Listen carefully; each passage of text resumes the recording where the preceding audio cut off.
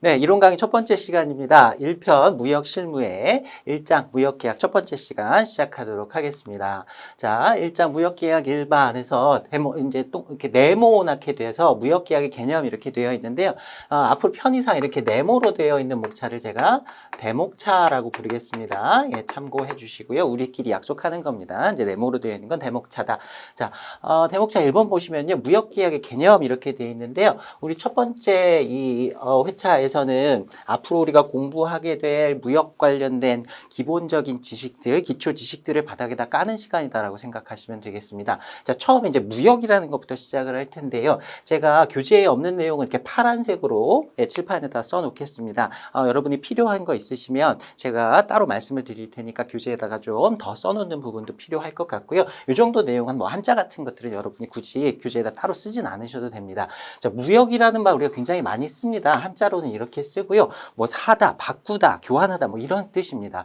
영어로 쓰면 우리가 트레이드 또는 앞에다가 인터내셔널 붙여가지고 인터내셔널 트레이드, 우리말로도 그냥 무역이라고 하기도 하고 국제무역 이렇게 부르기도 합니다. 무역이라고 하면 약간 거창하게 들리긴 하지만 사실 별거 아닙니다.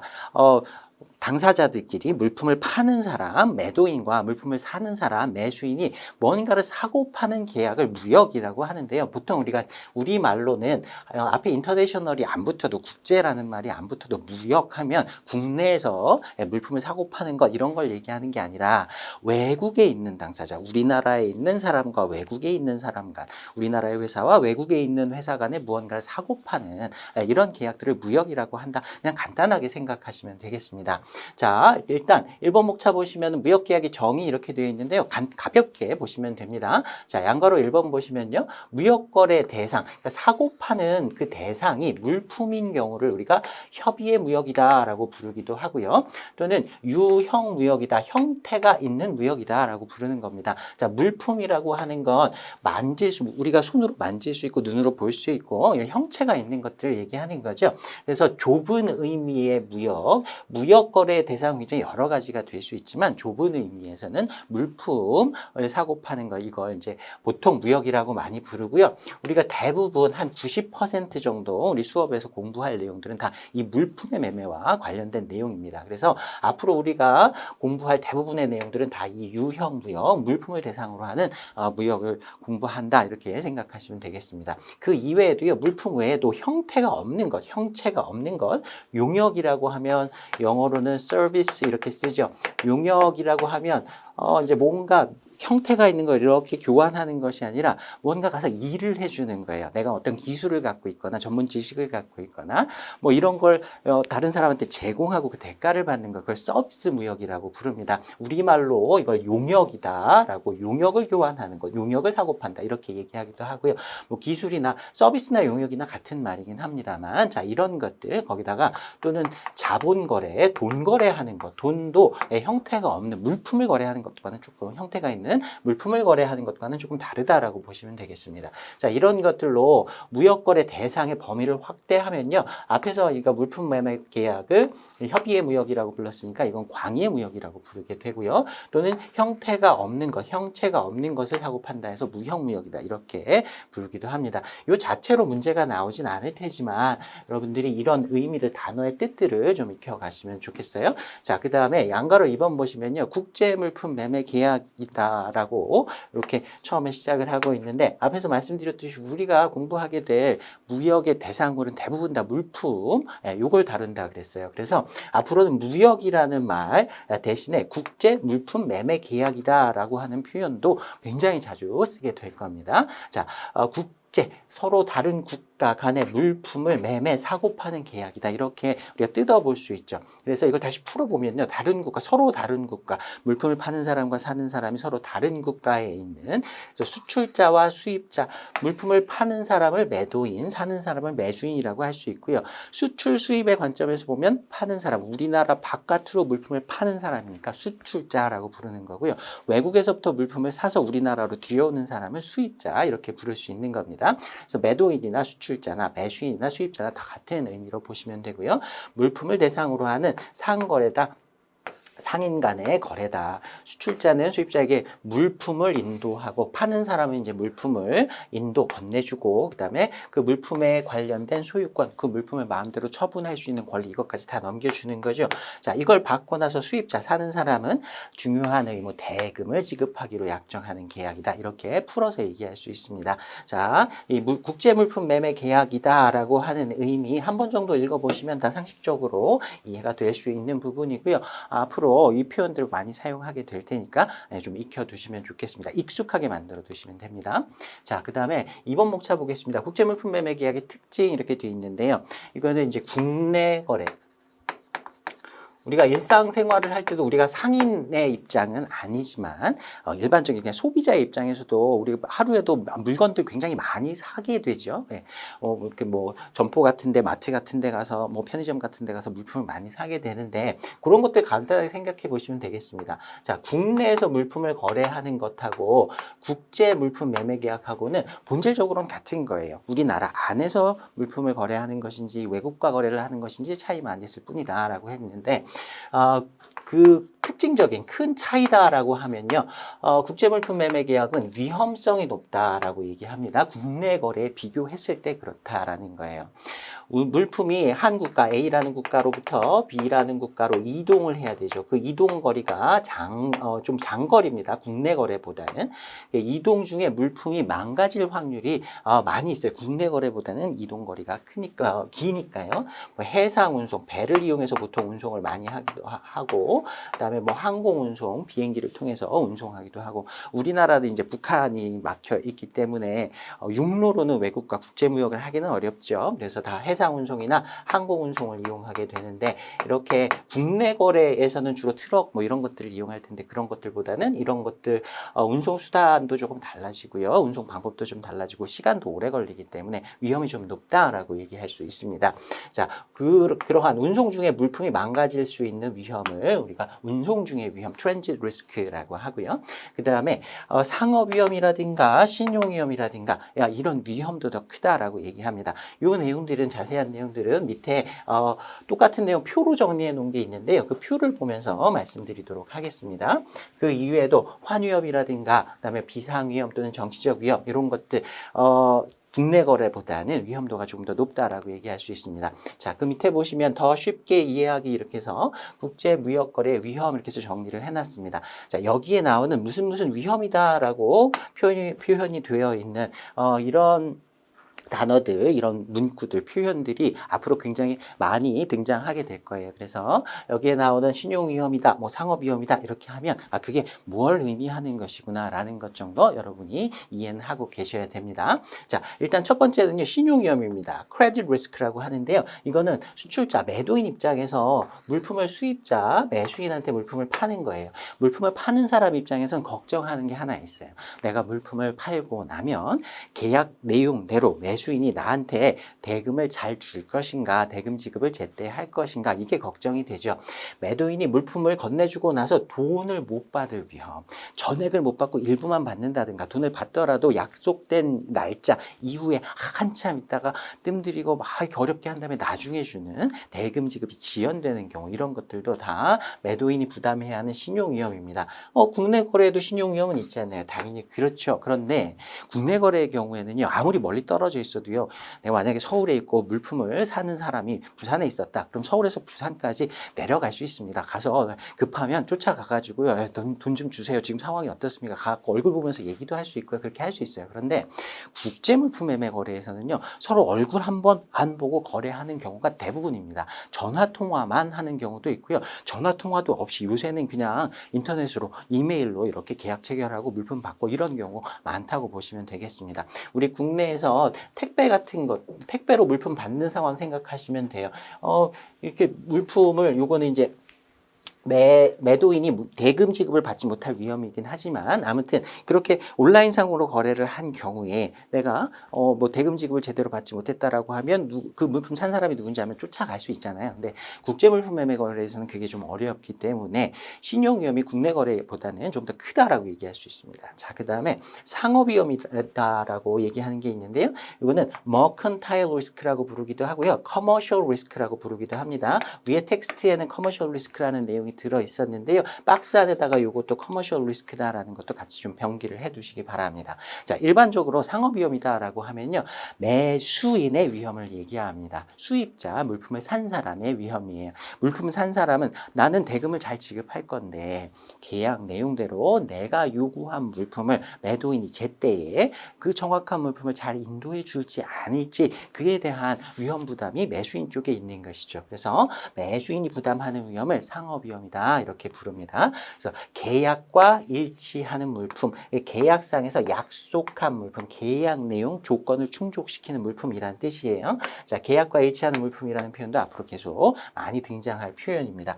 약정된 기일, 약속한 기일, 인도 기일 내에 인도될 수 있는지 여부에 대한 위험이다 이렇게 표시를 해놨는데 이걸 그대로 문구 그대로 외우실 필요는 없지만 전체적으로 이해만 하시면 되겠습니다. 자, 그리고 여기서 한 가지 더요. 매수인이 물품을 제대로 입수하지 못할 위험, 이걸 상업위험이라고 부른다고 했는데요.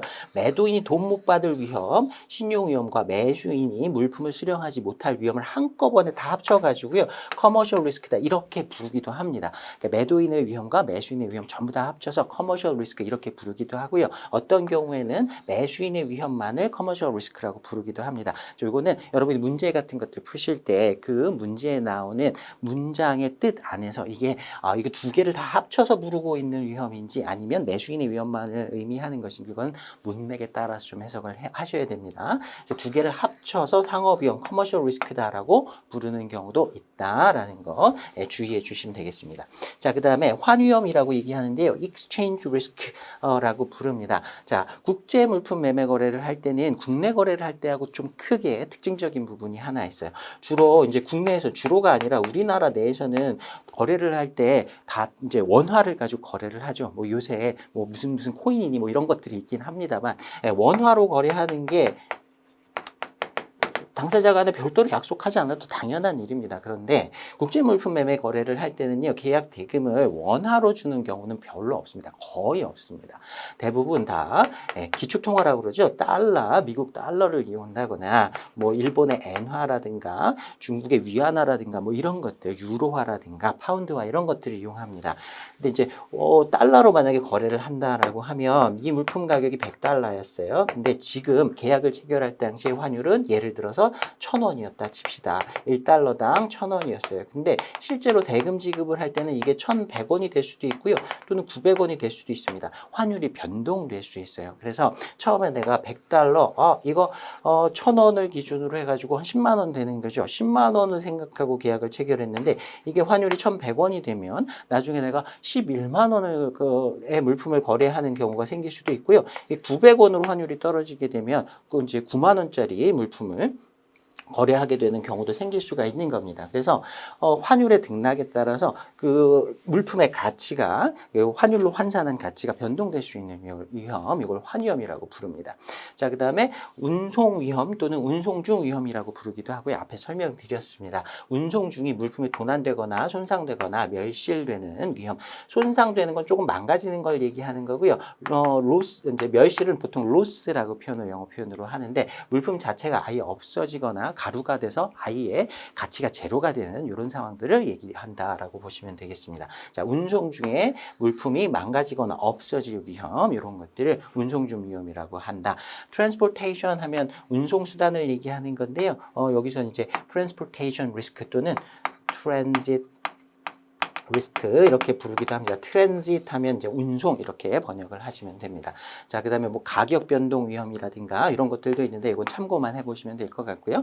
그 밑에 보시면 비상 위험, emergency risk라고 부르기도 하고요. 영어 표현으로 political risk라고 쓰기도 합니다. 요거는 이제 정치적 위험이라고 부르기도 하는데요. 여기에 정치라고 나와 있죠. 정치적 위험이라고 부르기도 합니다. 자, 이거는 계약 당사자, 매도인과 매수인 사이에는 아무런 문제가 없어요. 그런데 국가 간에 A라는 국가와 B라는 국가 사이에서 물품 매매 계약을 체결하고 이행을 하는데 두 국가 사이에 뭐 전쟁이 일어난다거나 국제 정세가 안 좋아져 가지고 둘 간에 뭔가 다툼이 생긴다거나 뭐 이런 경우가 생길 수 있습니다. 그런 경우에 계약을 이행하기가 어려워진다거나 또는 불가능해지는 이런 상황들이 생길 수 있어요. 국내 거래에서는 고려하지 않아도 되는 위험인데 이런 것들이 생길 수도 있는 겁니다. 자, 이런 위험들이 국제 물품 매매 계약에서의 위험이다라고 얘기할 수 있는 것들입니다. 자, 그다음에 양가로 2번 보시면요. 국제물품 매매 계약의 또 다른 특징이다라고 하면요. 불특정의 선물 거래가 주를 이룬다라고 얘기를 합니다. 자, 국제 매매 대상물 물품을 거래할 때 계약 체결 후에 생산 또는 조달되는 불특정 선물이 주종을 이룬다. 이미 제조가 완료가 돼 가지고요. 우리 재고라고 하죠.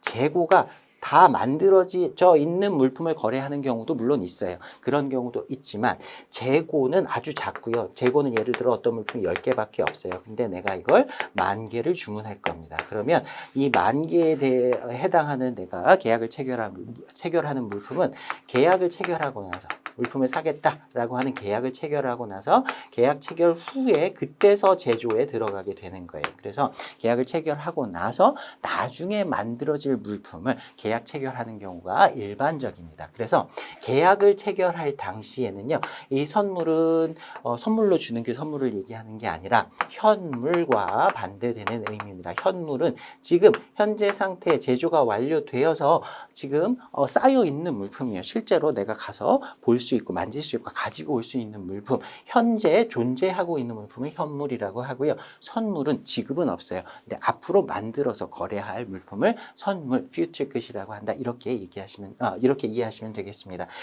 불특정이다라는 말은요. 특정이라는 뜻부터 좀 이해를 하셔야 되는데요. ascertain이라고 보통 표현을 합니다. 자, 특정이라는 말은 간단하게 예를 한번 들어보겠습니다. 마트에 갔어요. 마트에 갔는데 매대에 사과가 막 이렇게 쌓여 있습니다. 막 사과가 엄청 많이 쌓여 있고요. 10개에 10,000원 이렇게 써 있습니다. 자, 이렇게 파는 사과가 있고요. 또 어떤 경우에는요, 봉지에 이미 사과 10개가 이렇게 담겨 있어요. 그래서 이걸 10,000원 이렇게 팔 수도 있습니다. 자, 봉투에 이렇게 10개가 사과가 이미 담겨져 있다라고 하면 이건 둘 다 현물에 해당합니다. 자, 이런 상황도 현물이고 이런 상황도 현물인데 이건 이미 특정이 되어 있어요. 내가 10,000원 주고 가져갈 사과가 구체적으로 딱 구분이 되어서 이미 정해져 있습니다. 자, 요 봉투를 내가 딱 집어들면 여기에 들어있는 10개의 사과를 사겠다라고 하는 계약 체결이 되는 것이다 라고 이해하시면 돼요. 근데 이제 매대에 이렇게 막 쌓여 있고요. 옆에 비닐봉투가 하나 딱 있어요. 그리고 내가 원하는 사과를 10개를 담아가지고 계산대에 가져가서 10,000원을 지불하면 되는 이런 상황도 있는 거죠. 자, 이런 상황에서 내가 10개를 살 거예요. 그러면 이 중에서 내가 10개를 고르는 겁니다. 그래서 골라서 이렇게 하나씩 봉투에다가 내가 가져갈 사과를 담는 거예요. 그런 행위를 특정이다라고 이해하시면 되겠습니다. 자, 선물 거래를 하는 경우에 아직 만들어지지 않은 물품을 주문해가지고요. 제조한 후에 받기로 하는 계약에서는 계약 체결 당시에 구체적으로 내가 구매할 물품을 아직 세상에 만들어지지 않았으니까요. 특정할 수가 없는 거죠. 구체적으로 내가 어떤 물품을 사겠다라고 정해지지 않은 상태에서 물품을 구매하는 것입니다. 자, 불특정이라는 말은 그런 의미고 선물이다라고 하는 것도 어떤 의미인지 정도 알아두시면 되겠습니다. 자, 이제 3번 목차 보시면요. 무역 계약의 법적 성질과 관련된 4가지의 성질을 살펴보도록 하겠습니다. 자, 이건 무역 계약의 법적 성질이기도 하지만요. 매매 계약, 물품을 사고 파는 계약의 성질만을 의미하는 것이 아니고요. 앞으로 우리가 공부할 운송이라든가 뭐 보험이라든가 아니면 신용장 계약과 같은 대금 지급을 위한 계약이라든가 모든 계약에 기본적으로 적용되는 원칙들이다라고 이해하시면 되겠습니다. 자, 계약을 체결할 때는요, 이 4가지의 특성이 적용된다라고 보통 얘기를 합니다. 자, 첫 번째는 낙성 계약입니다. 영어 표현도 같이 좀 익혀두셨으면 좋겠습니다. consensual contract라고 부릅니다. 우리가 일상생활에서 많이 쓰이는 단어는 아닌데요, 몇 번 반복해서 좀 익혀두시기 바랍니다. 영어로도 출제가 될 수 있어요. 자, 우리가 많이 쓰진 않지만 이런 표현 쓰는 경우도 있습니다. 우리 사이에서는 그런 컨센서스가 이미 있어. 우리 회사에는 그런 컨센서스가 컨센서스가 있어. 요즘은 그런 컨센서스가 있어. 이런 표현들 많이 하죠. 요건 의사, 당사자, 어떤 그 구성원들의 생각이 모아졌다. 비슷한 생각들을 하고 있다라는 의미로 보시면 되겠고요. 당사자들의 합의. 이걸 다른 말로 의사의 합치라고 합니다. A라는 사람이 어떤 물건을 판대요. 그래서 B라는 사람이 좋아요. 나 그 물품 살래요. 라고 팔겠다는 의사와 사겠다는 의사. 그 조건들이 합쳐져 가지고 둘 사이에 의견의 일치가 이루어졌을 때 계약이 체결됐다라고 얘기합니다. 우리가 보통 일상생활에서도 그런 거 많이 하죠. 이렇게 협상 같은 걸 해요. 뭔가 이제 뭐 사고 파는 계약이라든가 뭔가 약속을 할 때 조건들을 이렇게 둘이 합의를 합니다. 합의를 하다가 이렇게 하자 그러면 자 여기서 합의합시다. 그리고 딱 악수하죠. 예, 그런 상황에 의사의 합치가 있는 것이다 라고 이해하시면 되고요. 기본적으로 물건을 살 사람과 팔 사람 사이에 계약 조건이 합의가 되면 그때 계약이 성립된다고 합니다. 그러한 계약의 성질을 낙성 계약이라고 하고요. 허락할 때의 낙자입니다. 허락이 있으면 성립되는 계약이다 라는 의미로 이해하시면 되겠습니다. 그래서 동그라미 2번 보시면요. 참고로만 보시면 됩니다. 계약 당사자 간에 보통은 합의만 있으면 계약이 체결이 되는데 물품을 인도한다든가 소유권을 이전하는 어떤 행정적인 절차, 등기 같은 것들의 행위가 이루어져야 계약이 성립하는 계약을 요물 계약이라고 불러요. 이건 약간 좀 특수한 계약이라고 보시면 되고요. 일반적인 무역 계약은 다 낙성 계약이다. consensual contract다 라고 보시면 되겠습니다. 자, 그 다음에 양가로 2번 보시면요. 두 번째 특징입니다. 불요식 계약이다 라고 하는데요. 영어 표현으로는 informal contract라고 부릅니다. formal 하면 형식을 갖춘 정식의 이런 뜻이죠. informal이니까 부정이 되는 겁니다. 형식이 없는 계약이다 라는 뜻이에요. 그걸 요식, 형식을 요구하지 않는 불요식 하면 형식을 요구하지 않는다라는 의미로 보시면 되고요. 계약의 두 번째 특징, 불요식 계약입니다. 자, 동그라미 1번 보시면요. 계약을 성립시키는데 문서의 작성, 그러니까 계약서를 작성한다든가 뭐 다른 일정한 형식 또는 절차를 요구하지 않는다. 계약서를 작성한다든가 어떤 특정한 절차를 꼭 이행해야만 계약이 성립되는 것이 아니라 그런 것 없이도 계약이 성립된다. 우리가 방금 봤던 낙성 계약의 성질과 비슷한 면이 있습니다. 자, 형식을 요구하지 않는 성질, 당사자 간의 합의만 있으면 계약이 성립되고 별도의 어떤 형식 절차는 요구되지 않는다.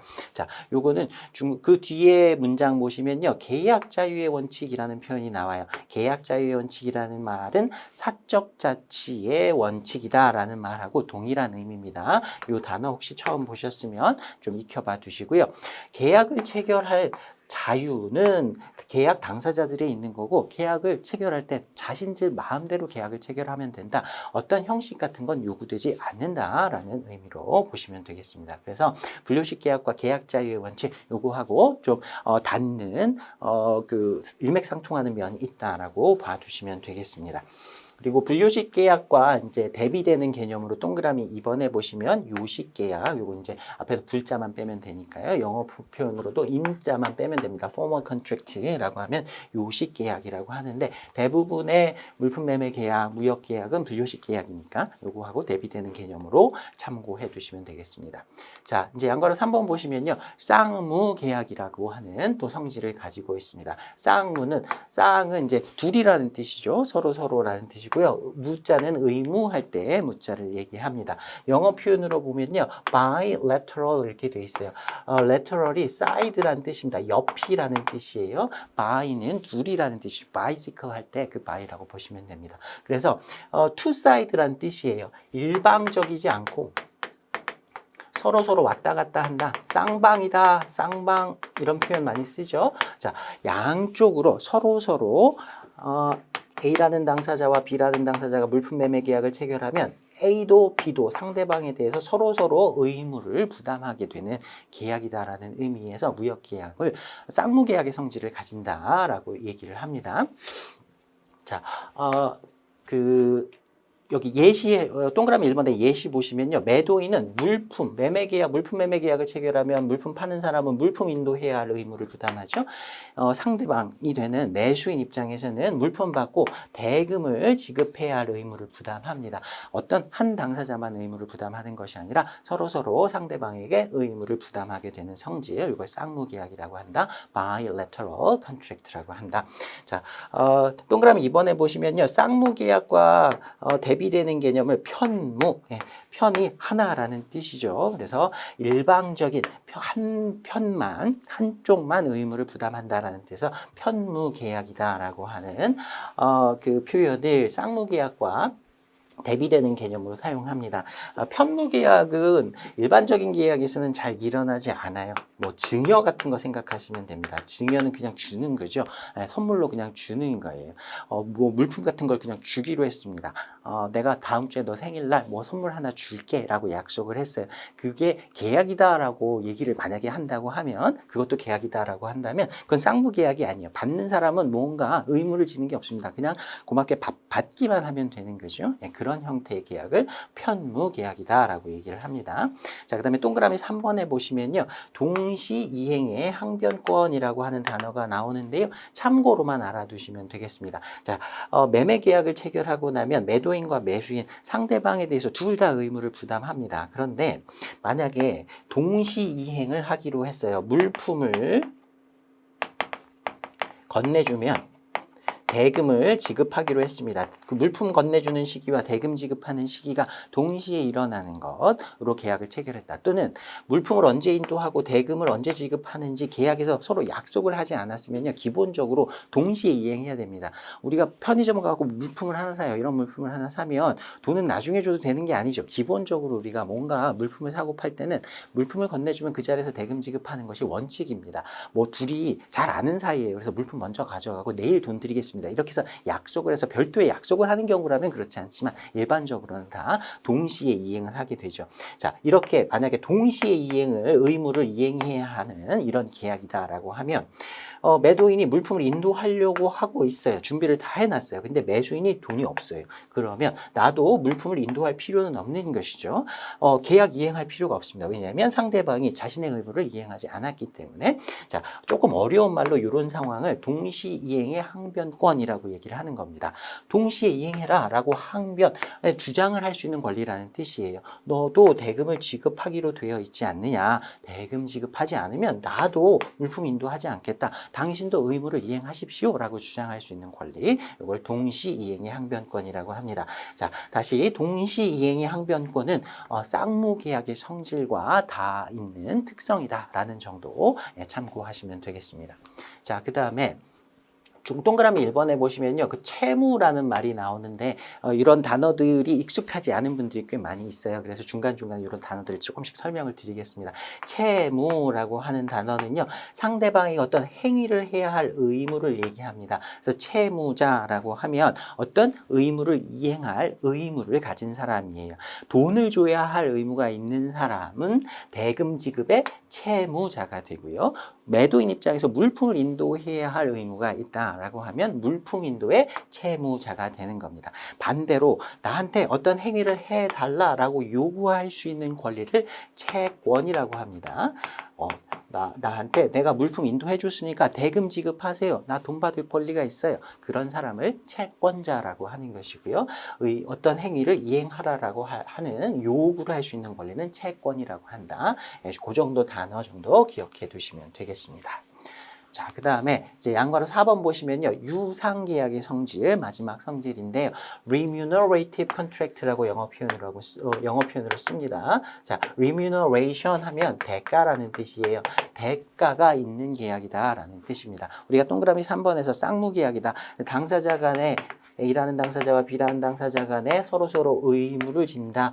그런 성질을 쌍무계약이라고 했는데요. 그 의무의 내용이 어떤 가치를 가지고 있고 그 가치를 교환하는 계약이다라는 계약의 성질을 유상계약이다라고 얘기를 합니다. 자, 동그라미 1번 한번 읽어보시면 될 것 같고요. 여기 동그라미 1번에 급부라는 또 표현이 나와요. 이런 표현들이 우리 시험에서도 나올 수가 있는데요.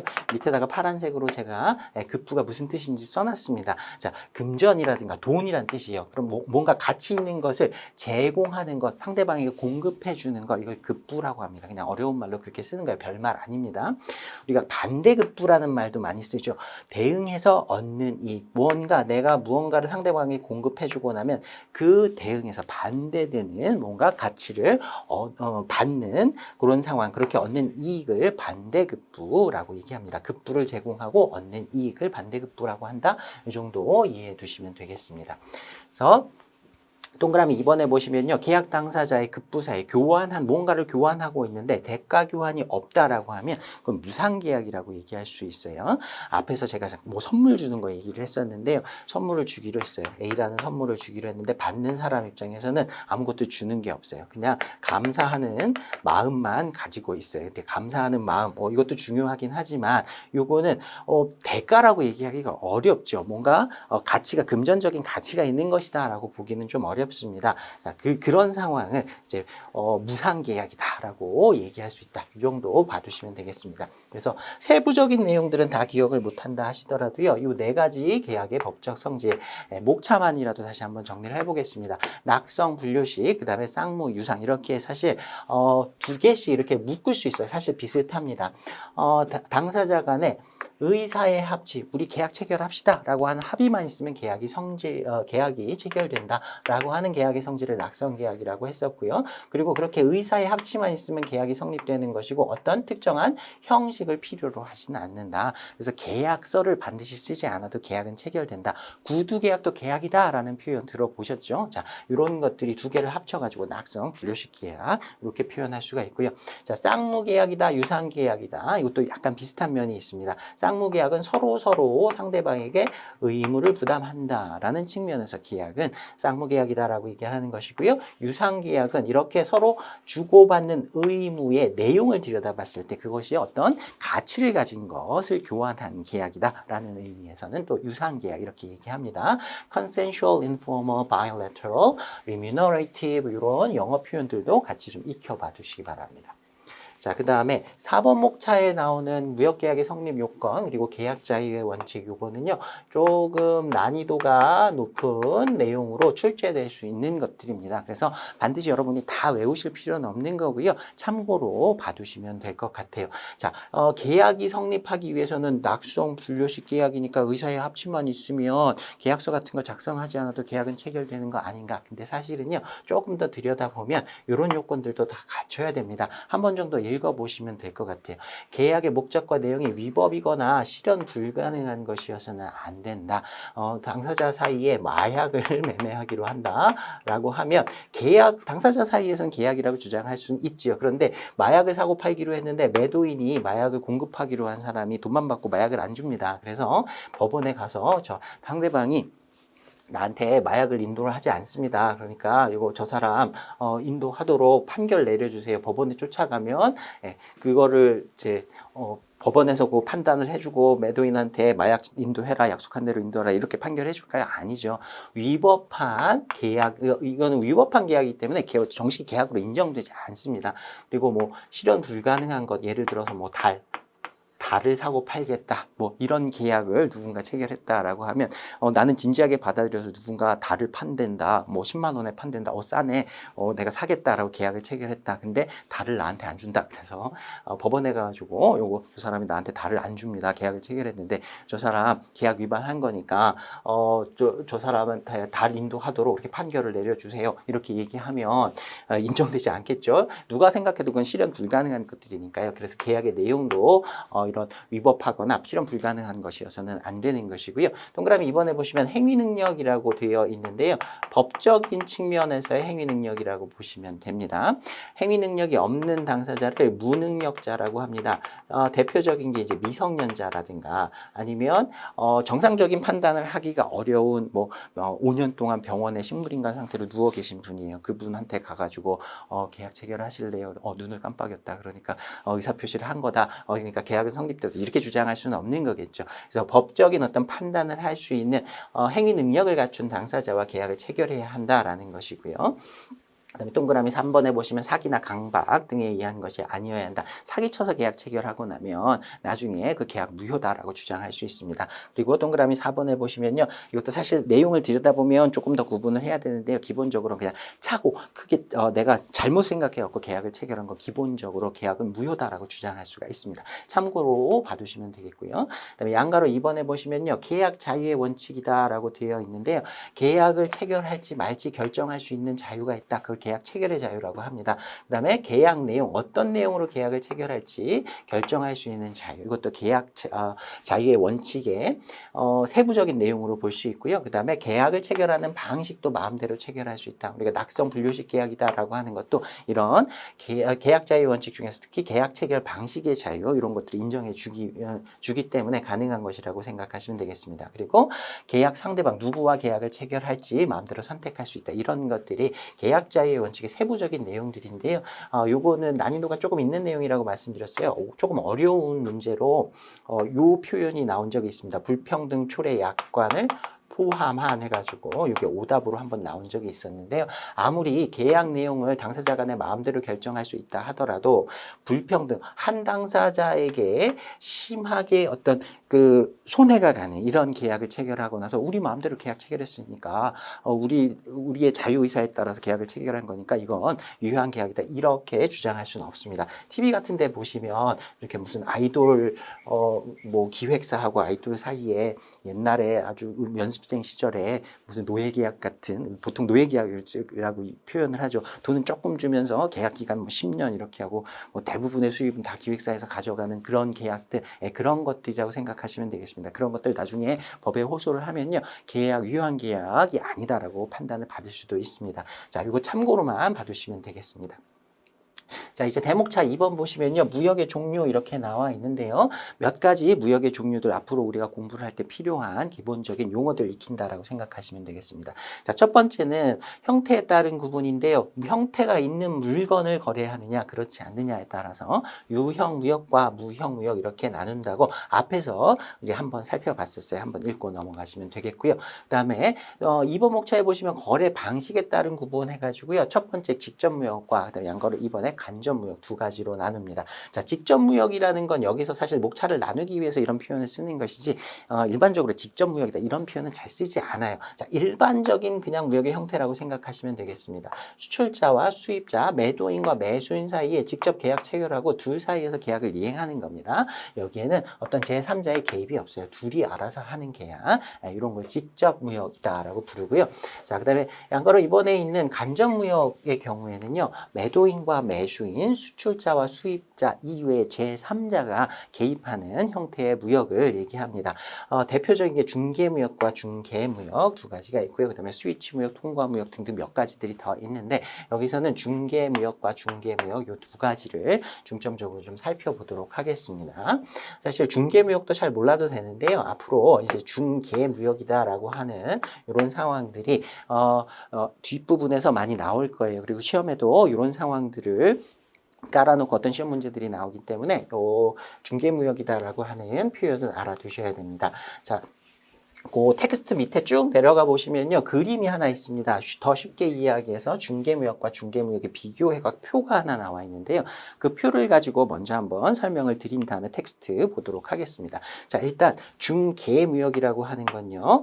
한국에 A라는 기업이 있다고 칩시다. 이 사람이 중개무역을 하는 중개업자예요. 중개무역자라고 부르기도 하고 중개업자라고 부르기도 합니다. 자, 이 중개업자가 일본에 있는 어떤 C라는 기업 물품을 판매하는 계약을 체결했다고 칠게요. 물품을 팔기로 했어요. 그런데 중개무역에서의 중개무역자는요, 물품을 직접 제조하지 않습니다. 자기가 제조하는 게 아니라 물품을 사다 파는 사람이에요. 자기가 실질적인 제조자는 아니에요. 그래서 첫 번째 계약, 일본에 있는 C 기업한테 물품을 판매하는 계약을 체결할 때 여기서는 물품의 매도인이 됩니다. 이 사람이. 중개업자는 매도인이 되고요. 이 계약의 매수인은 일본에 있는 C 기업이 됩니다. 이렇게 계약을 하나 체결해 놓고요. 다른 계약 하나를 더 체결하는 거예요. 내가 이 A 기업이 물품을 실제로 제조할 게 아니어서요. 계약 하나를 다시 하나 체결하는 겁니다.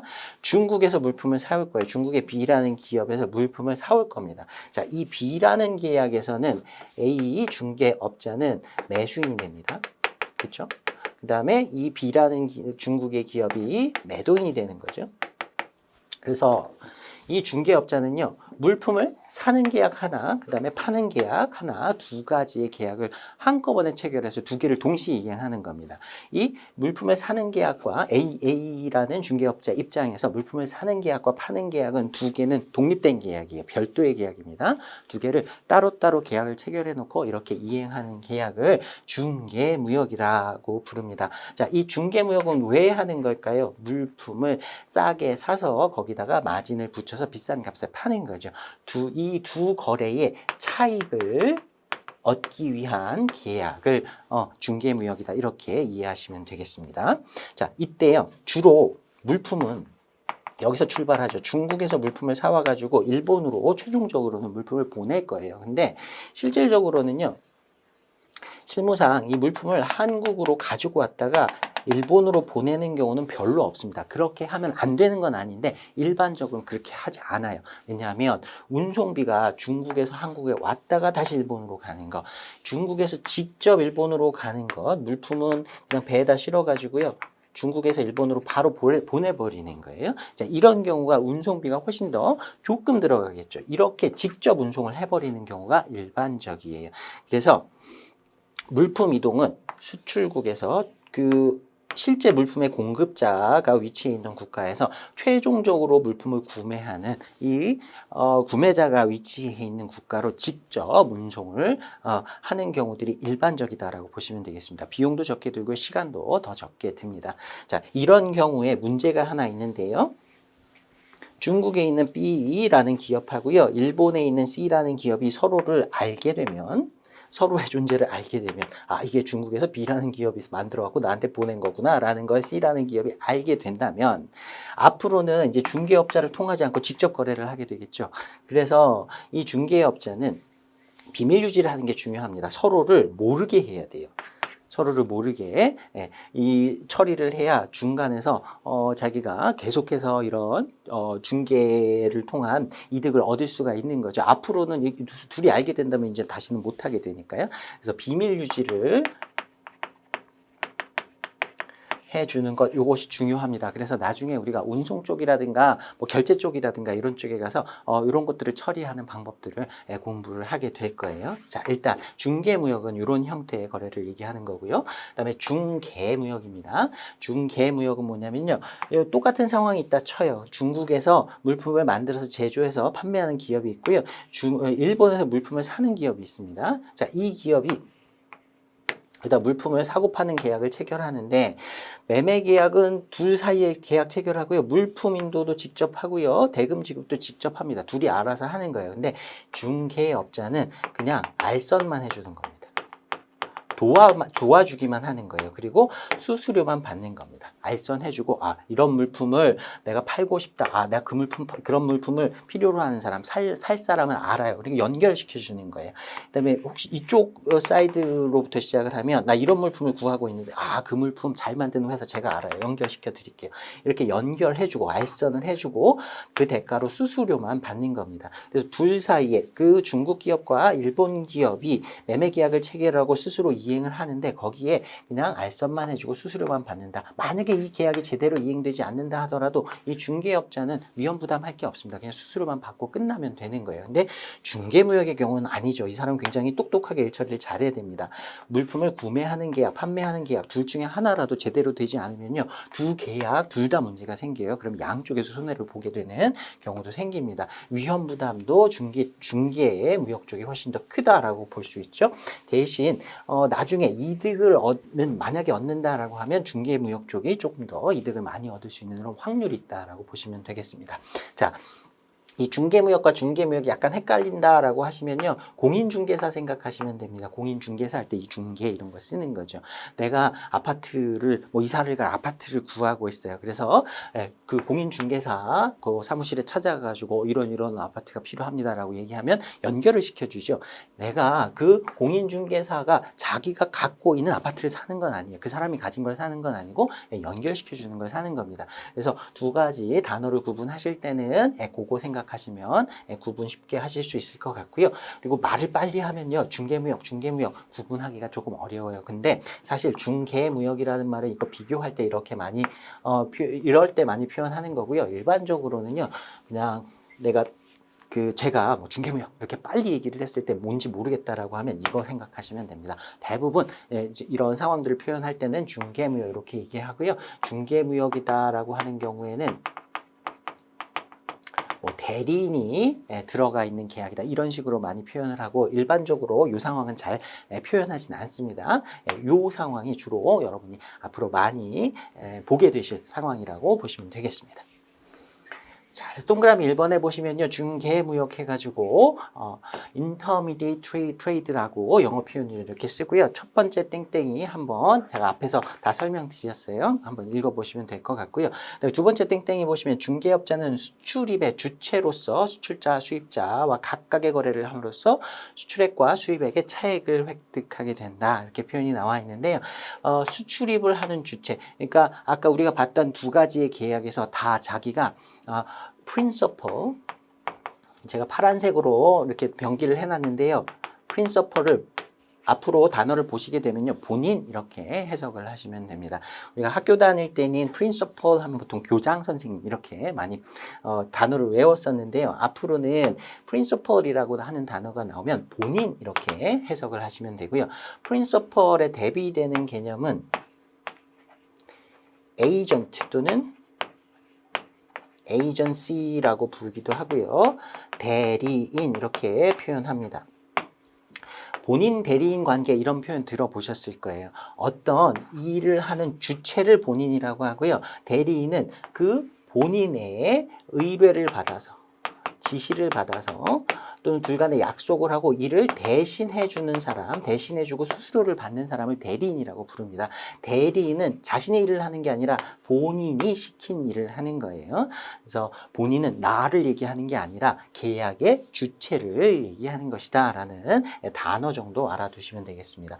그 principal과 agent 또는 agency라고 부르는 이 단어들 요거 정도 기억을 해 두시면 좋겠어요. 자, 그 다음에 시험에 이렇게 나온다 해서 중간중간에 이렇게 기출 문제들을 몇 가지 좀 살펴볼 텐데요. 초반에는 이 문제들을 여러분이 풀기가 좀 어려울 수 있습니다. 왜냐하면 우리가 지금 시작한 지 얼마 안 됐고요. 기본적인 내용밖에 모르기 때문에 이 문제를 풀기 어려운 이런 문제들이 초반엔 조금 나올 수가 있으니까 감안하시고요. 앞으로 내가 뒷부분까지 공부를 다 하게 되면 풀 수 있는 문제들이다라는 정도로 봐두시면 좋겠습니다. 자, 106회 1급 64번 문제인데요. 중개무역 우리가 방금 배웠어요. 중개무역 시 발생될 수 있는 상황으로 옳지 않은 것을 물었습니다. 자, 중개인의 국가에서 환적이라는 건 배나 비행기 같은 운송수단, 하나의 운송수단에서 다른 운송수단을 이렇게 옮겨 싣는 것을 환적이다라고 얘기합니다. 원산지를 변경하거나 쿼터를 사용할 수 있다. 일단 쿼터는 나중에 얘기하도록 하고요. 원산지를 변경한다. 예를 들어 앞에 상황이에요. 중국에서 한국으로 물품을 잠깐 이동시켰다가 한국에서 배를 갈아타서 일본으로 갑니다. 중개무역 상황이에요. 자, 이런 상황에서 중국에서 온 물품이니까 당연히 메이드 인 차이나겠죠. 근데 한국에서 환적을 했다고 이게 메이드 인 코리아가 될 수 있을까요? 그러면 안 되겠죠. 당연히 그러면 안 되는 겁니다. 변경할 수가 없습니다. 쿼터도 사용할 수가 없고 이거 나중에 설명드릴게요. 자, 그다음에 동그라미 2번 보시면요. 쉬퍼와 컨사이니를 공개하지 않으려면 쉬퍼는 송하인이라고 번역을 하고요. 물품을 보내는 사람을 얘기하는 겁니다. 컨사이니는 수하인이라고 번역을 하는데요. 물품을 받는 사람을 얘기하는 겁니다. 여기서 운송 쪽에서는 중국에서 쉬퍼, 송하인이 물품을 보내서요. 최종적으로 일본에 있는 당사자가 물품을 수령하게 되겠죠. 수령을 하게 될 거예요. 근데 둘을 제가 앞에서도 말씀드렸어요. 서로 직접 알게 되면 이 한국에 있는 중개업자는 앞으로 중개무역 못한다 그랬어요. 서로를 모르게 해야 됩니다. 그런 경우에 앞으로 우리가 운송 쪽에서 BL의 종류 선화증권이라고 하는 게 있는데 그 중에서도 스위치 BL이라고 하는 게 있어요. 그런 걸 배울 텐데 이런 것들을 이용해서 서로를 모르게 하도록 이런 그 일종의 테크닉입니다. 이런 것들을 사용하게 돼요. 그 다음에 동그라미 3번 보시면요. 가드객이라는 표현이 나오는데 이건 나중에 우리가 3편에서 대외무역법에서 배울 내용이긴 합니다. 가드객은요. 판매액에서 구매액을 제외한 실제 수령액을 말합니다. 중국에서 물품을 100달러에 사가지고 120달러에 팔았다. 그럼 실제로는 이익이 20달러가 발생한 거죠. 그 차에 그걸 가드객이라고 합니다. 가드객을 영수한다, 수령한다 같은 말이고요. 받는다라는 뜻입니다. 받기 위해서 상업송장과 환엄을 대체한다. 나중에 송장이니 환엄이니 이런 것들 배울 텐데요. 이런 상황이 일어날 수 있습니다. 지금은 잘 몰라도 됩니다. 제가 OT에서 말씀드린 대로 뒤에 나올 내용까지 미리 땡겨서 다 알기는 처음에는 어려울 수 있어요. 이거는 그냥 뒤에 남겨두시면 됩니다. 여러분 2회독 하실 때 당연히 자연스럽게 알게 될 테니까 지금은 잘 몰라도 됩니다. 자, 그 다음에 동그라미 4번도 신용장이라는 걸 배워야 우리 결제 쪽에서 신용장 배울 텐데 그거 알아야 알 수 있는 내용이에요. 그래서 지금은 일단 이 정도 중개무역에선 이런 상황들이 발생할 수 있구나. 중개무역이라는 게 어떤 의미구나 라는 것 정도만 봐두시면 되겠습니다. 아무튼 답은 1번인데요. 지금은 답을 고르는 게 중요한 상황은 시점은 아니니까 답을 내가 지금 모른다 하더라도 전혀 걱정하실 필요는 없습니다. 자, 그 다음에 또 하나 문제 보겠습니다. 109회 1급 57번 문제인데요. 중개무역에 관한 내용으로 옳지 않은 것을 물었습니다. 자, 화물이 제3국에 양육한 후 원형 그대로 또는 약간의 가공만을 거쳐서 수입국에 재수출함으로써 소유권을 이전시키는 방식의 수출이다. 앞에서 우리 읽었던 내용하고 좀 들어맞는 거 보실 수 있을 겁니다. 그 중국에서 한국으로 와가지고요. 그 다음에 다시 수입국으로 이렇게 이동하는, 그래서 소유권을 이전시키는 방식의 수출이다라고 얘기할 수 있고요. 자, 그 다음에 동그라미 2번에 보시면 통상 일반적으로 무역물품은 수출국이 아닌 원수출국에서 선적돼서, 그러니까 우리가 앞에서 봤던 예시에서 한국 중개무역자가 있는 그 중개무역자 입장에서 수출국이 아닌 원수출국, 중국에서 선적이 되어서 최종 수입국 일본으로 직접 운송되게 된다. 이런 상황이 더 많다 그랬어요. 제가 앞에서 설명드렸습니다. 자, 이때 선화증권은 원선적인 원수출국의 업체명으로 발행된 선화증권은 서렌더드 BL이라고 한다. 서렌더드 BL이 아니라 스위치드 BL이라는 걸 사용합니다. 이것도 BL의 종류를 알아야 사실 풀 수 있는 문제긴 한데요. 이 부분이 틀렸어요. 그 내용이 그대로 3번에 나옵니다. 동그라미 3번 보시면 이런 선화증권을 스위치드 BL이라고 한다. 3번이 맞는 말입니다. 2번하고 3번하고 비슷한 내용인데요. 하나는 서렌더드 BL에서 오답을 만든 케이스예요. BL의 종류를 알아야 되는 거니까 다시 말씀드리지만 이거 답을 모르셔도 지금은 당연한 거고요. 모른다고 걱정하실 필요 전혀 없습니다. 지금 상황에서는. 자, 그럼 동그라미 4번의 내용도 송장, 상업송장도 우리가 공부를 좀 해야 되니까 나중에 살펴보도록 하겠습니다. 자, 여기서는 중개무역이 뭐다라는 정도의 상황만 이해하시면 충분합니다. 자, 그 다음에 동그라미 2번에 앞에서 말씀드린 중개무역과 관련된 내용들인데요. 한 번 정도 쭉 읽고 넘어가시면 되겠습니다. 특별하게 여기서는 여러분이 외운다거나 정리를 해야 될 그런 정도의 중요성은 없습니다. 자, 그 그림 다시 한번 살펴보시면서 머릿속으로 특히 중개무역 쪽만 잘 이해하고 계시면 됩니다. 자, 그 다음에 동그라미 3번에 보시면요. 스위치 무역이라는 게 있습니다. 스위치 트레이드라는 게 있는데요. A라는 당사자가 B라는 당사자에게 물품을 공급하기로 하고 B가 A에게 대금을 지급해야 되는데 이 대금 지급을 A 국가도 아닌 수출국도 아닌 B 국가, 수입국도 아닌 제3의 국가를 통해서 대금이 지급되는 경우를 스위치 무역이라고 합니다. 요 정도만 아시면 되고요. 사실 모르셔도 돼요. 스위치 무역이라는 게 뭔지 전혀 모르셔도 되는데 제가 맨 밑에다가 파란색으로 이렇게 써놨어요. 요것만 교재에다가 좀 써두세요. 스위치드 BL과 아무 관계가 없다. 우리 방금 중개무역 얘기하면서 문제 살펴보면서 거기서 스위치 BL이라는 표현이 2번이나 나왔어요. 앞으로 BL 공부하면서 스위치 BL 공부를 할 텐데요. 여러분이 나중에 요거하고 헷갈리십니다. 그런 경우를 제가 많이 봤어요. 스위치라는 표현이 들어가 있기 때문에 둘 간에 연관이 있지 않을까라고 생각하셔서 두 개의 개념을 헷갈리시는 경우들이 있는데요. 전혀 관계가 없습니다. 그래서 교재에다 이 내용 넣어놓은 거예요. 이거 모르셔도 되는 내용인데요. 나중에 스위치 BL하고 헷갈리지 말라고 넣어놓은 거니까 스위치 BL과는 아무런 관계가 없다. 1도 관련이 없다라는 것만 확인하고 넘어가시면 됩니다. 자, 그 다음에 동그라미 4번 보시면요. 통과무역, 트랜짓 트레이드라고 하는 개념이 있습니다. 이건 상황만 이해하시면 돼요. 자, 어떤 수출국이 있어요. 여기서 수입국까지 물품을 이동시켜야 돼요. 근데 이 나라가 바다가 없습니다. 어떤 다른 나라 이렇게 쭉 둘러싸여 있어요. 그래서 항공운송을 하지 않는 한 해상운송을 해야 한다라고 하면 물품을 배에다 실어서 운송을 해야 한다라고 하면 수출국도 아닌 수입국도 아닌 그냥 지나가는 국가 여기를 통과해가지고 여기서 물품을 선적해서 여기서부터 수입국까지 물품을 이동시켜야 돼요. 자, 요런 경우에 이 물품이 지나가게 되는 국가, 그 통과국 입장에서 보면 이건 우리나라에서 수출한 물품도 아니고 우리나라에서 수입할 물품도 아닌데 그냥 우리나라를 지나가네. 예, 요런 무역을 이제 통과무역이라고 얘기를 합니다. 이런 상황만 이해하시면 됩니다. 자, 그 다음에 3번 목차 보시면요. 수출입 균형에 따른 구분해갖고 연계무역 이렇게 나와 있는데요. 자, 연계무역, 카운터 트레이드라고 부르는 무역의 형태가 있습니다. 이건 뭐냐면 일반적으로는 대부분은 이래요. A라는 수출자가 있어요.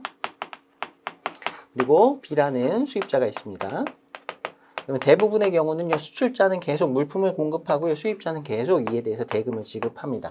수입자가 어떤 공장 같은 걸 운영하고 있고, 수출자가 그 공장에서 만들어질 제품의 어떤 부품 같은 걸 공급한다라고 생각을 해보세요. 그러면 매달 정기적으로 그 부품들을 계속해서 공급해주고, 대금 지급은 계속 이렇게 일어나게 됩니다. 그래서 B라는 국가에선 항상 돈이 빠져나가고요, A라는 국가로는 항상 돈이 들어옵니다. 이러면 무역에 불균형이 생긴다. 이렇게 얘기를 하는 거죠. 자, 이런 상황 에서 항상 이런 상황이 항상 있는 건 아닌데요. 이렇게 둘 간의 무역 수지를 맞추기 위해서 둘이 서로 거래를 하는 경우도 있을 수 있습니다. 이런 상황을 연계무역이라고 하는데요. A만 물건을 파는 게 아니라 B도 물건을 파는 거예요.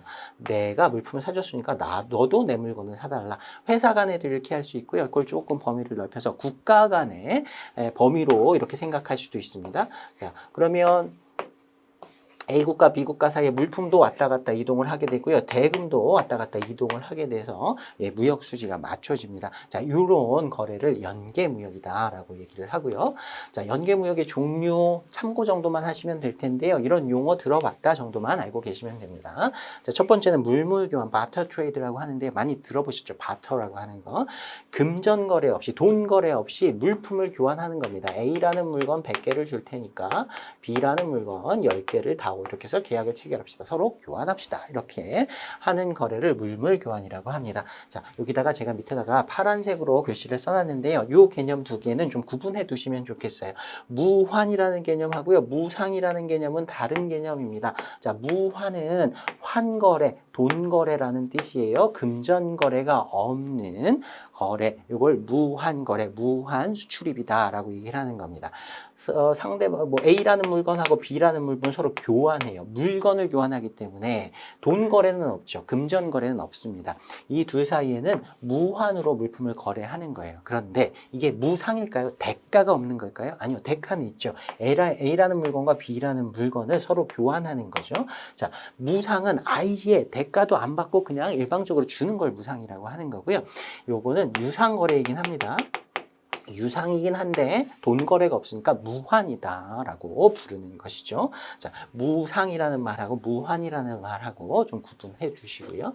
자, 그다음에 구상무역이라고 하는 게 있고요. 그다음에 대응구매라고 하는 게 있습니다. 자, 구상무역이나 대응구매는요, 당사자 사이에 뭐 A라는 물품, 나는 A라는 물품을 팔 테니 당신은 B라는 물품을 사시오. 이렇게 서로서로 물품을 사고 파는 계약을 하는 것, 이 두 개를 합쳐서 그냥 구상무역, 대응구매 이렇게 두 개 묶어서 보시면 됩니다. 다른 점은요, 구상무역은 이렇게 거래가 하나의 계약으로 이루어지는 경우를 얘기하는 거고요. 이제 대응구매는 계약을 두 개를 쓰는 겁니다. 물품을 파는 게 A가 B한테 물품을 파는 계약과 B가 A한테 물품을 파는 계약서를 두 가지로 쓰면 그걸 대응구매 이렇게 얘기하는 정도의 차이만 있다라고 보시면 되고요. 사실 그냥 용어 정도 봤다라는 정도만 봐두시면 되고 내용을 구체적으로 아실 필요까지는 없어요. 그리고 중간에 두 번째 땡땡이 보면은 상계라는 표현이 나오는데요. 혹시 상계라는 단어 처음 보셨으면 익혀두시면 되겠습니다. 서로의 채무, 채권이라는 거 앞에서 설명드렸어요. 줄 돈, 받을 돈 있다라고 하면 채무와 채권을 같은 액수만큼 서로 좀 저렴한 표현을 하면 까는 거죠. 내가 줄 돈 100원 있으니까 넌 내가 100원을 줘야 되고 넌 나한테 50원 줘야 되니까 상계시켜서 50원 남았다. 50원만 줄게. 이런 식으로 하는 거. 요걸 상계 이렇게 표현하는 거니까 단어 익혀두시면 좋겠고요. 앞에서 말씀드린 대로 대응구매는 구상무역하고 동일한데 뭐 계약서를 별도의 계약서를 쓴다라는 정도의 차이만 있습니다. 자, 그다음에 제품 환매라고 하는 개념이 있는데 이것도 참고만 해두시면 됩니다. 바이백이라고 합니다. 수출자가요, 플랜트 공장입니다. 뭐 기술, 기계 이런 것들을 수출해요. 근데 수입자가 물품을 사는 사람이 이 대금 지급할 능력이 없어요. 공장을 지어주는데 돈을 못 줍니다. 근데 공장을 지어줘요. 그리고 그 공장에서 나오는 제품으로 나중에 조금씩 그 대가를 받아가는 이런 형태의 계약을 제품 환매라고 부릅니다. 참고만 해두시면 되고요. 자, 그 다음에 4번 목차 보시면 위수탁 무역이 있습니다. 자, 위탁이라는 말은 맡긴다라는 뜻이고요. 수탁은 맡아둔다라는 의미가 되는 거예요.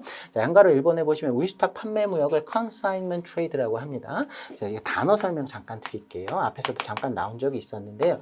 consign이라는 단어는 send라는 뜻이 있어요. 보내다, 송부하다, 뭐 dispatch라는 표현도 많이 나옵니다.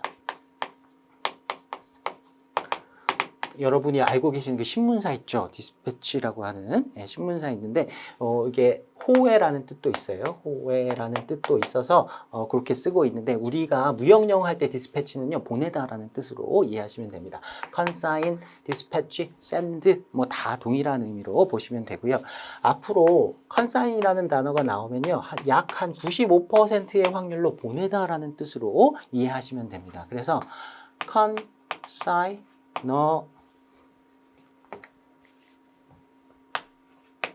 consignor라고 하면 물품을 보내는 사람이다라는 뜻에서 송하인, 여기서 하자는 화물이라는 뜻입니다. 송은 보내다라는 뜻이고요. 물품을 보내는 사람이다라는 의미예요. 그 다음에 consign이라고 하면 수하인 이렇게 번역합니다. 물품을 수령하는 사람, 받는 사람을 수하인이라고 보시면 됩니다. 그래서 물품 보내는 사람, 받는 사람을 consignor, consignee, 송하인, 수하인 이렇게 표현을 해요. 대부분의 경우는 이렇게 보내다라는 뜻으로 이해하시면 돼요. consignment 하면 보내어진 것, 그래서 화물 이런 뜻으로 해석하는 경우가 대부분이에요. 자, 이렇게 보시면 되는데 그 예외가 되는 약 5%의 확률에 해당하는 게 이거입니다. consign이 맡기다라는 뜻이 있어요. 그래서 맡겨두는 무역이다라고 해서 위수탁 판매 무역을 consignment trade라고 부릅니다. 자, 요 상황만 잘 이해해 두시면 돼요. 자, 여기서는 consignor를 송하인이라고 부르지 않고요. consignee를 수하인이라고 부르지 않고요. 위탁자, 그다음에 수탁자 이렇게 부릅니다. 위탁자는 맡기는 사람, 수탁자는 맡아두는 사람을 얘기하는 거예요. 자, 위탁자가 수탁자에게 무상으로 대가 없이 물품을 수출합니다. 일단 그 다음에 수탁자가 물품을 판매한 후에 판매 수수료, 경비를 제외한 대금을 위탁자에게 송부하기로 하는 형태의 무역이에요. 자, A라는 위탁자가 있어요. 이 사람이 B라는 수탁자가 위치해 있는 국가에서 자기 물건을 팔고 싶어요. 그런데 이 물건이 예를 들어 뭐 신제품이에요. 아무도 아는 사람이 없어요. 잘 팔릴 것 같긴 한데 아무도 이 물건을 선뜻 나서서 내가 사서 팔겠다라고 하는 사람이 없어요. 매주인이 없는 거예요. 그래서 무상으로 그냥 보내는 겁니다. 수입국에다가 물품을 보내놓고요. 수탁자한테 맡겨 놓는 겁니다. 파는 게 아니에요. 이 상황에선 파는 상황이 아니라 위탁자가 자기 물건을 그냥 수입국에다가 맡겨 놓는 상황이라고 보시면 됩니다. 맡겨 놓고요. 여기서 이 수탁자가 위탁자를 대신해서 대리인으로서 물품을 판매해 주는 거예요. 판매를 해서 만약에 물품이 판매가 되면 대금을 받을 거 아니에요. 그 대금 받은 것 중에서 자기가 판매 수수료, 그 다음에 판매하는 데 들어간 경비를 제외하고 나머지 금액만 나중에 대금 지급을 하기로 하는 겁니다. 만약에 안 팔리면요, 물품 자체를 그냥 돌려보내면 됩니다. 이 수탁자는 물품을 산 게 아니기 때문에 팔리지 않았으면, 팔리지 않는다고 해도 자기가 손해볼 건 없어요. 수수료를 못 받을 뿐이지 그냥 다시 돌려보내주면 됩니다. 자, 요런 형태의 무역을 위수탁 판매 무역이라고 합니다. 위탁자 입장에서는 위탁 판매 무역, 그 다음에 수탁자 입장에서는 수탁 판매 무역 이렇게 부르는 거예요. 네, 다음 양괄호 2번 보시면요. 이것도 위수탁 상황이에요. 근데 위수탁 가공무역이라는 게 있습니다. 이걸 임가공무역이라고도 하는데요. 임자가 임금할 때 그 임자입니다. 자, 이 경우는요. 위탁자가 수탁자한테 원재료를 송부합니다. 원재료를 보내주는 거예요. 또는 제3국에서 원재료를 구매하는 계약을 체결한 다음에 자기가 물품을 가져오는 게 아니고요. 이 수탁자의 공장에다가 물품을 보냅니다. 원재료를 수탁자의 공장으로 이렇게 다 보내줘요. 그러면 수탁자가 자기가 산 원재료를 가지고 물품을 만든 게 아니라 위탁자가 보내준 물품으로 그 원재료로 가공을 해가지고요. 완제품을 만드는 거예요. 완제품을 만든 다음에 이걸 위탁자의 국가로 다시 수출하든 또는 제3국으로 위탁자가 지정하는 국가로 보내주던 이렇게 진행을 하는 거래를 위수탁 가공무역이라고 합니다. 그 사과폰 있죠. 많이 쓰시는 사과폰이 다 이렇게 만듭니다. 중국의 F모라고 하는 그 대표적인 회사가 있어요. 이런 일만 하는 생산 시설을 가지고 있는 큰 공장을 가지고 있는 업체가 있습니다. 거기에다가 원재료를 전 세계에서 다 사서 보내요. 우리나라 삼성에서 뭐 배터리를, 그다음에 뭐 LG에서 뭐 패널 같은 것도 이렇게 원재료를 다 보내주면 여기서 제조를 해가지고요. 여기서 그 회사에서 원하는 대로 완제품을 해당 국가로 이렇게 보내주는 이런 상황입니다. 자, 이 상황은요. 이 위탁자하고 수탁자 사이에서는 물품 매매 거래를 하는 게 아니에요. 원재료를 다 보내주고 여기서 제조를 하고 나서 그 물품을 다시 자기가 가져간다거나 삼국으로 보내기 때문에 여기에서는 이 둘 사이에서는 물품을 사고 파는 게 아닙니다. 용역을 사고 파는 거예요. 제조하는 데 들어가는 어떤 인력이라든가 기술이라든가 생산 설비를 사용하는 대가를 지급하는 것이지 물품을 사고 파는 계약이 아닌 겁니다. 용역을 사고 파는 계약이에요. 그래서 임가공, 가공하는 데 들어가는 임금을 지급하는 계약이다라고 해서 임가공무역이다 이렇게도 부르는 겁니다. 자, 그래서 여기서 중요한 거는요. 이거는 물품 매매 계약이 아니다. 수탁자가 자기가 물품을 제조하는 서비스를 제공하는 물품을 사고 파는 계약이 아니다라는 것만 확실히 기억을 해 두시면 되겠습니다. 이것도 그 위수탁 가공무역도 앞으로 몇 번 더 등장을 하게 될 내용이니까 개념 확실히 알아두시면 좋겠습니다.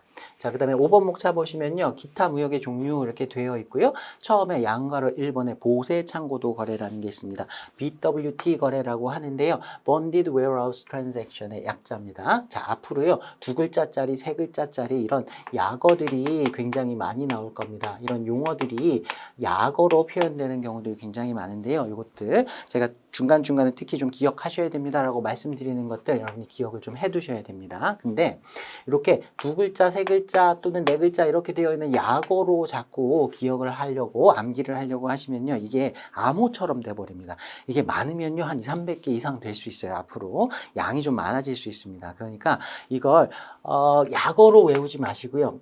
기회가 될 때마다 풀네임으로 자꾸 읽어서 그 뜻을 이해를 해두시고 자꾸 반복을 해두시면 자연히 기억나게 되는 경우도 많이 있을 거예요. 약어만 외우시면 이게 암호처럼 되기 때문에 나중에 헷갈리거나 기억이 잘 나지 않습니다. 자, bonded 하면요. 우리가 보세구역 얘기하죠. 보세구역을 bonded area 이렇게 부릅니다. 보세라는 뜻이 있고요. 그 다음에 보증이라는 뜻도 있는데 이건 나중에 보도록 하고 일단 여기서는 보세라는 뜻으로 쓰였습니다. warehouse는 창고라는 뜻이고요. transaction은 거래죠. 보세, 창고도 거래라는 뜻입니다. 자, 이건 어떻게 하는 거냐면요. 수출국에서 보통은 일반적으로 수입국에서 수입자 물품을 사줄 사람하고 매매 계약을 체결한 다음에 물품을 보내요. 그게 일반적이죠. 그런데 BWT 거래에서는요, 아직 매매 계약이 체결되지 않은 상태에서 수입국으로 물품을 그냥 보냅니다. 물품을 팔 수 있을 것이다 라는 굉장히 근자감이라 그러나요? 물품 팔릴 거야 라고 생각하고 물품을 그냥 보내는 거예요. 그리고 이걸 수입국에 있는 보세구역에다가 갖다 놓습니다. 그러면 보세구역은 아직 수입 통관을 하지 않은 상태에서 물품을 잠깐 보관할 수 있는 장소라고 생각하시면 되고요. 나중에 관세법 쪽에서 이 내용을 조금 공부하긴 할 겁니다. 자, 보세구역에다 물품을 놔두고요. 여기다가 물품을 갖다 놓은 상태에서 물품을 살 구매자를 찾는 거예요. 매수인 구매자를 찾는 겁니다. 이렇게 해서 계약을 체결해가지고 물품을 파는 거예요. 근데 자, BWT 거래의 경우에는 이 매수인의 입장에서는 이거 외국에서 물품을 살 때는 내가 계약 체결한 다음에 외국에서부터 물품을 이렇게 수입해 오는데 이건 이미 우리나라에 와 있네. 가서 물품을 점검을 해보고 검사를 해보고 여기서 살지 말지를 결정할 수가 있죠. 그러니까 국내 거래하고 좀 비슷해지는 이런 상황이 생깁니다. 일반적인 공산품은 이렇게 하지 않고요. 그 수요가 많은 원재료 이런 것들을 대량으로 운송해 놓고 수입국에서 조금씩 나눠서 파는 이런 형태로 주로 사용을 합니다. 아무튼 우리는 BWT 거래라는 게 일단 매매 계약이 체결되지 않은 상태에서 수입국에다가 수출자가 매도인이 물품을 일단 갖다 놓고 여기에서 계약을 체결해서 물품을 파는 거래구나. 이 정도만 기억을 해 두시면 되겠습니다. 자, 그래서 두 번째 단락 내용 보시면 매매 계약이 체결되지 않은 상태에서 이런 물품의 이동 같은 과정이 진행이 되니까 매도인 입장에서 위험 부담이 큰 방식일 수 있다. 갔는데 만약에 물품이 안 팔리면 다시 이걸 쉽백을 해오든가 해야 되니까요. 자, 그 다음에 매수인 입장에서는 물품을 직접 점검한 후 거래하는 점검 매매가 가능하다. 자, 이거 물품의 품질을 결정하는 방법 중에 하나인데요. 일단은 교재에다가 표시만 해주시기 바랍니다. 우리 뒷부분에서 물품의 품질 결정 방법에서 공부하게 될 거예요. 일단 표시만 해주시기 바랍니다. 수입국에 물품이 이미 와 있기 때문에 물품을 구매하는 당사자는 그냥 국내 거래하는 것처럼 똑같이 가서 물품을 확인해보고 물품을 살지 말지 결정할 수도 있는 것이죠. 자, 이런 것들이 가능한 특징이 있다라는 정도 봐주시면 좋겠고요. 그 다음에 양괄호 2번에 OEM 방식이니, 그 다음에 양괄호 3번에 ODM 방식이니 하는 것들이 있는데요. 참고만 해두시면 되겠습니다. 한번 쓱 읽고 넘어가시면 되고요. 자, 그 다음에 양괄호 4번에 보시면 KD 또는 낙다운의 약자인데요. 이것도 참고만 하시면 됩니다. 외우실 필요는 없고요. 낙다운이라고 하는 게 이렇게 풀어져 있는 형태를 얘기하는 겁니다. 요거는 무역의 종류라기보다는 수출입될 때 물품의 상태를 얘기하는 건데요. 완제품 상태가 아니라 미조립, 분해된 상태로 물품이 수입되는 이런 상황을 낙다운이라고 합니다. 그러니까 부품 또는 어떤 유닛 단위로 이렇게 물품을 수출한 다음에 이걸 수입국에서 조립을 해가지고 하나의 형태로 완제품으로 만드는 이런 상황을 낙다운이라고 표현합니다. 물품이 크기 때문에 이렇게 부품을 이제 분해해가지고 이렇게 수출입을 하는 경우도 있을 수 있고요. 아니면 뭐 수입국에서 어떤 대부분의 형태를 다 갖춰 놓은 다음에 요 부분만 따로 이제 중요한 부품이기 때문에 요런 그 부분만 따로 수출을 해가지고 이렇게 완성을 시키는 형태라든가 이런 경우에 사용이 되는데 자세한 내용은 사실 잘 모르셔도 되고요. 이런 용어가 있다라는 정도만 봐두시면 되겠습니다. 자, 여기까지 해서 첫 번째 시간 마무리하도록 하겠습니다. 첫 번째 시간에서는 여러 가지 용어들 공부를 했습니다. 뭐 여러분이 막 이렇게 외워야 되실 부분은 없지만 다시 한번 쑥 훑어보시면서 복습하시면서 앞으로 이런 내용들을 이런 것들을 기본으로 공부를 하게 될 것이구나 정도 생각해 두시면 되겠습니다. 자, 수고 많으셨습니다.